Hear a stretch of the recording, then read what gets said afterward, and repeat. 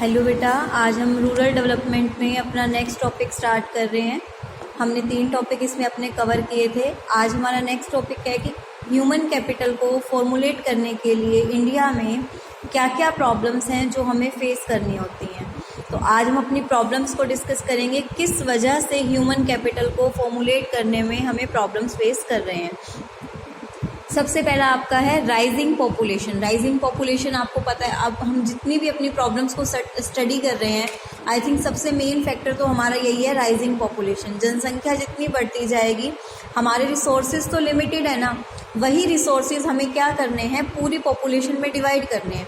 जैसे जैसे रिसोर्सेज बढ़ते जाएंगे तो पर पर्सन की जो एबिलिटी है वो क्या होती जाएगी, कम होती जाएगी। तो इन्होंने क्या कहा, rapidly rising population adversely affect the quality of the human capital। Rapidly का मतलब होता है तेजी से जो पॉपुलेशन बढ़ रही है, एडवर्सली बुरा इफेक्ट डालती है किस पे, quality of human life. Quality, जिस तरह की लाइफ एक ह्यूमन जी रहा है उसकी क्वालिटी में, गुणवत्ता में कमी आती है। This is because it reduces per head availability of the existing facility related to housing, sanitation, drainage, water system, hospital, education, power supply etcetera. ये सारी फैसिलिटी डिवाइड होती है पूरी पॉपुलेशन में। जितने ज़्यादा नंबर बढ़ते जाएंगे, नंबर ऑफ पर्सन अगर ज़्यादा होंगे तो पर हेड यानी कि पर पर्सन को इसकी फैसिलिटी क्या होती जाएगी, कम होती जाएगी। जैसे कि मैंने आपको पहले भी एग्जांपल दिया था कि अगर मेरे पास 5 चॉकलेट हैं और 5 बच्चे हैं तो सबको एक एक मिलेगी, पर अगर 10 बच्चे हो जाएंगे तो 2-2 मिलेगी, उससे हाफ मिलेगी। अगर उससे ज़्यादा हो गए तो हाफ से भी कम मिलेगी। तो अगर स्टूडेंट्स बढ़ते जाएंगे तो चॉकलेट कम होती जाएगी पर स्टूडेंट। सेम यहाँ पे गवर्नमेंट को फेस करना पड़ता है क्या, कि अगर पॉपुलेशन बढ़ती जाएगी तो उनको फैसिलिटी को भी क्या करना होगा, पर हेड कम करना होगा। Reduced availability of these facility lead to fall in the quality of life. अब जब फैसिलिटी आपको कम मिलेगी, चाहे वो हाउसिंग की हो, चाहे सैनिटेशन की हो, किसी भी चीज़ की फैसिलिटी आपको कम मिलेगी तो आपकी क्वालिटी ऑफ लाइफ क्या हो जाएगी, कम हो जाएगी। जैसे फॉर एग्जांपल, एक सिंपल सा एग्जांपल लेते हैं। आपके घर में अगर आप सिंगल चाइल्ड हो तो आपके पेरेंट्स सारा पैसा आपके ऊपर लगाएंगे। आप एक लेविश लाइफ जी रहे हो। लेविश लाइफ मतलब आपके पेरेंट्स ने आपको कार भी दिलवा रखी है, ब्रांडेड आप कपड़े पहनते हो, बड़े स्कूल में पढ़ते हो, बड़ी बड़ी जगह पे घूमना फिरना, आप पूरे पैसे खर्च करते हो डेली, आपकी पॉकेट मनी बहुत ज़्यादा है। पर अगर यही आप एक घर में 3 भाई बहन हो तो वही पेरेंट्स की इनकम तो उतनी ही है ना, तो वही पैसा जो पहले एक बच्चे को दिया जा रहा था अब वो 3 बच्चों को दिया जाएगा। तो जो लाइफ जो एक सिंगल चाइल्ड जी रहा है, 3 बच्चों की लाइफ देखो तो डिफ़र करेगी ना, क्योंकि वही पैसे तीनों में डिवाइड हो गए। जहाँ पहले एक कार में घूम रहा था, अब कार की जगह तीनों को क्या दिलवा रखी है, स्कूटी दिलवा रखी है। लड़का है तो उसके पास बाइक है, तो कार वाले को बाइक मिली किस वजह से, क्योंकि उसके भाई बहन भी हैं तो उसके पापा को उनके लिए भी पैसा चाहिए। सेम गवर्नमेंट का है, अगर पॉपुलेशन ज़्यादा होगी तो गवर्नमेंट को दूसरों के लिए भी तो फैसिलिटी चाहिए ना। In turn this led to fall in the capacity of acquire, जिसके कारण क्या होता है, जो हमारी स्पेशलाइज्ड स्किल और नॉलेज होती हैं वो भी क्या होती जाती है, कम होती जाती है। तो फर्स्ट पॉइंट क्लियर हो गया, राइजिंग पॉपुलेशन।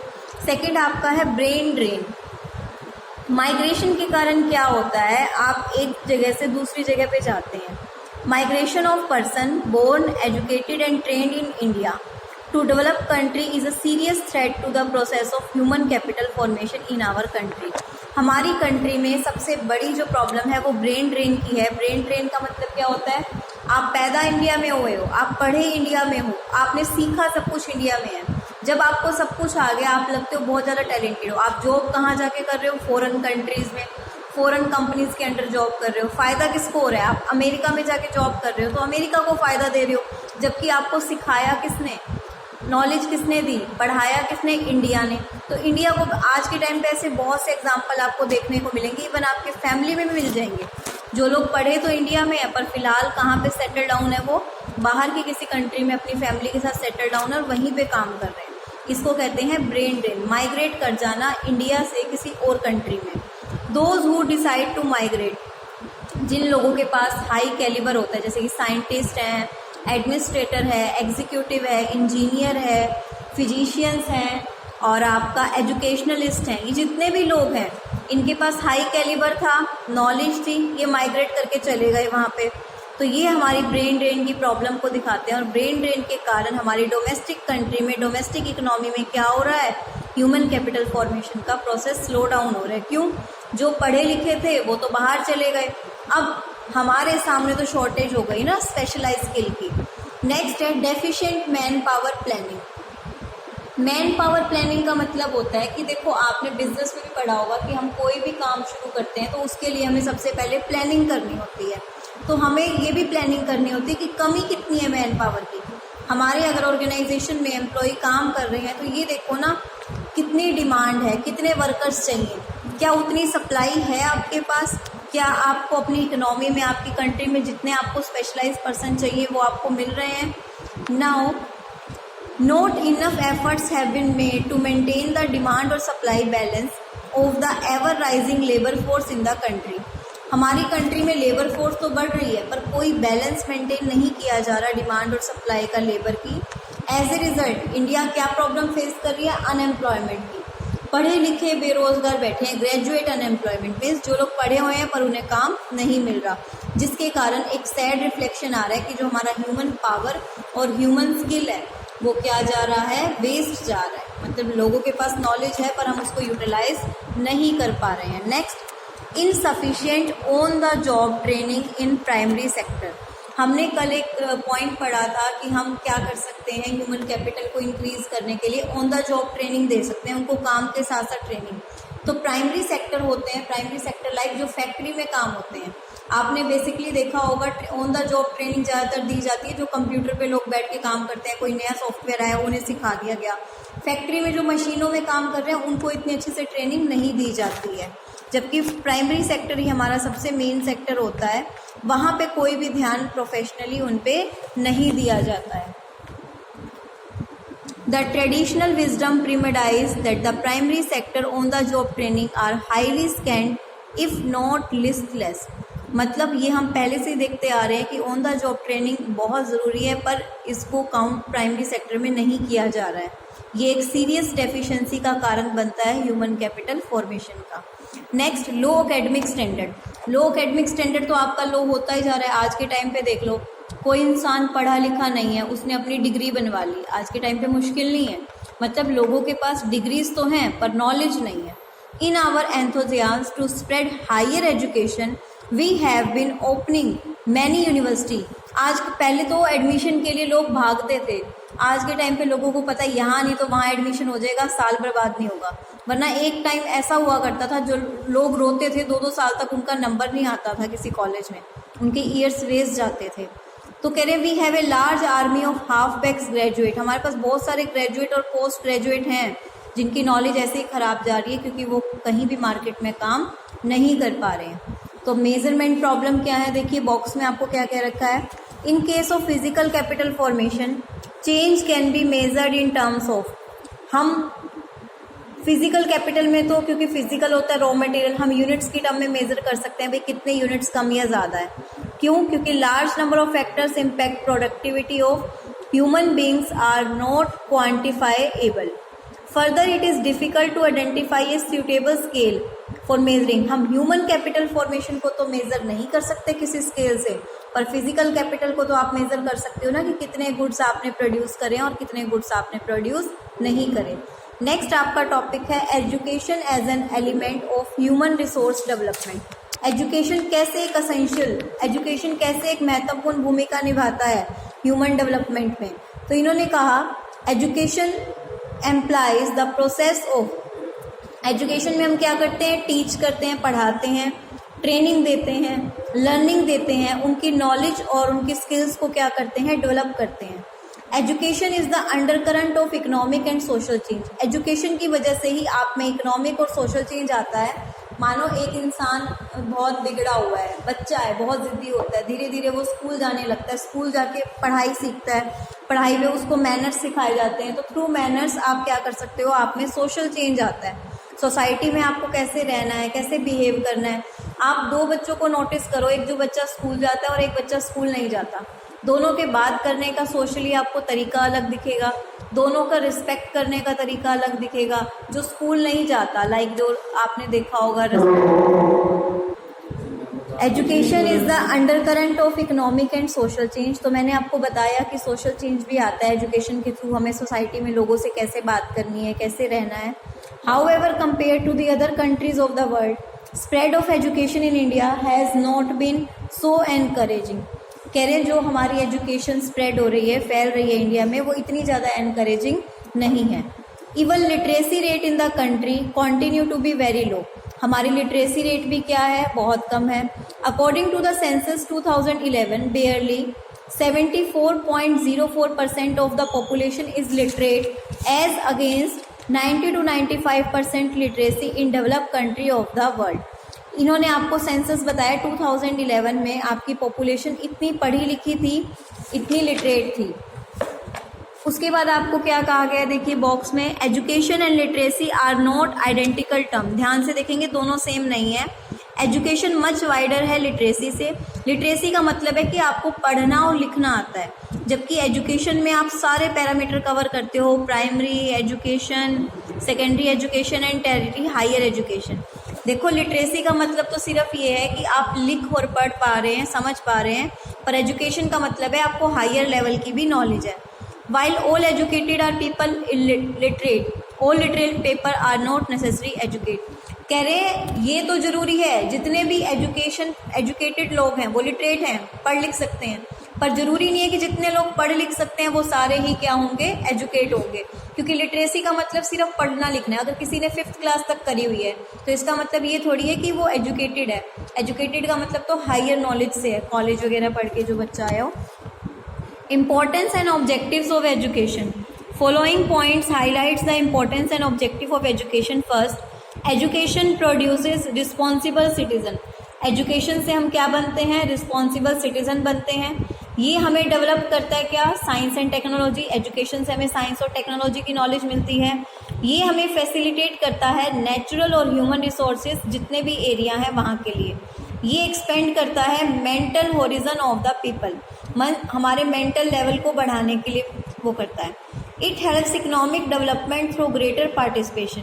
ज़्यादा पार्टिसिपेशन किस में होता है, आपकी इकोनॉमिक की जो ग्रोथ प्रोसेस है उसमें होता है।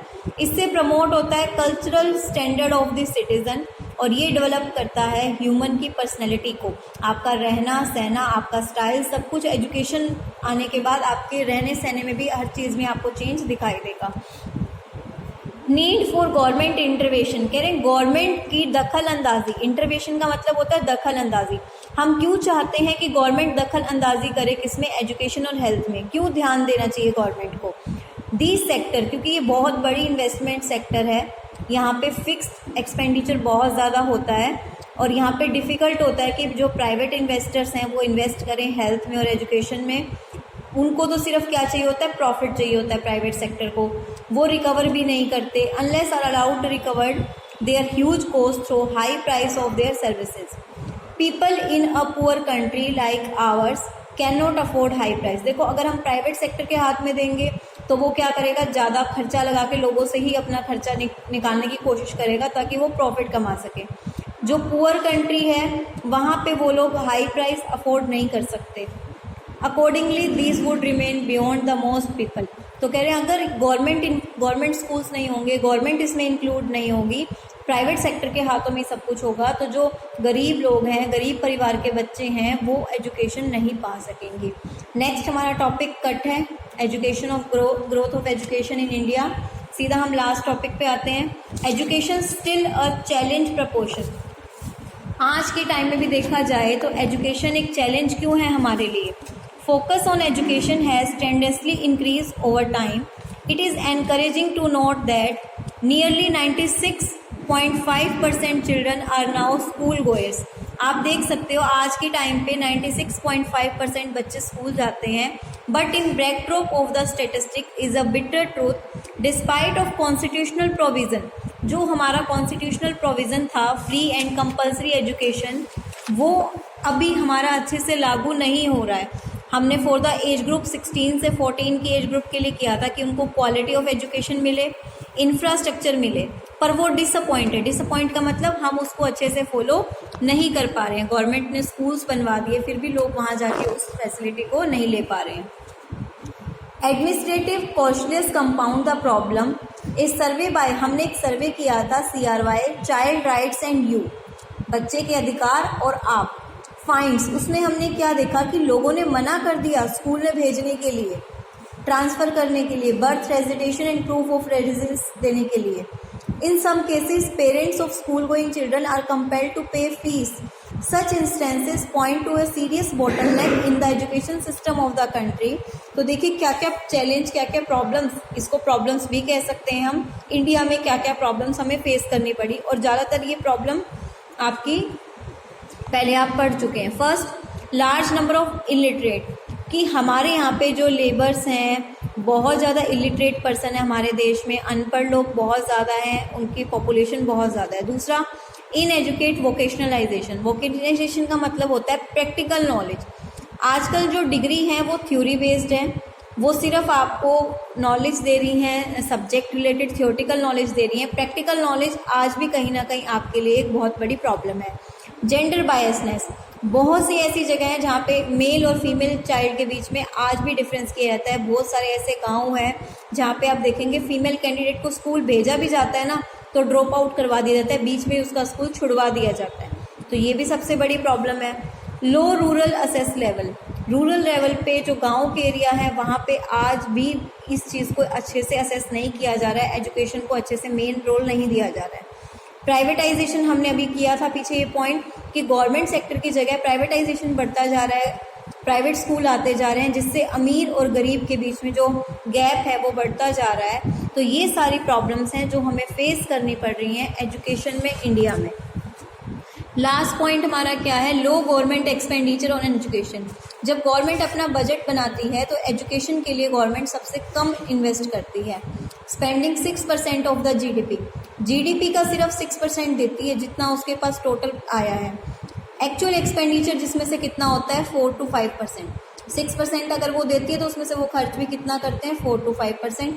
तो ये चीज़ें हैं जो एजुकेशन को कहीं ना कहीं, एजुकेशन के पिलर को हिला रहे हैं, हमारे को प्रॉब्लम दे रहे हैं। हमारा एक विशियस सर्कल है इलिटरेसी का, वो बढ़ता ही जा रहा है, गरीबी के कारण वो कम नहीं हो रहा।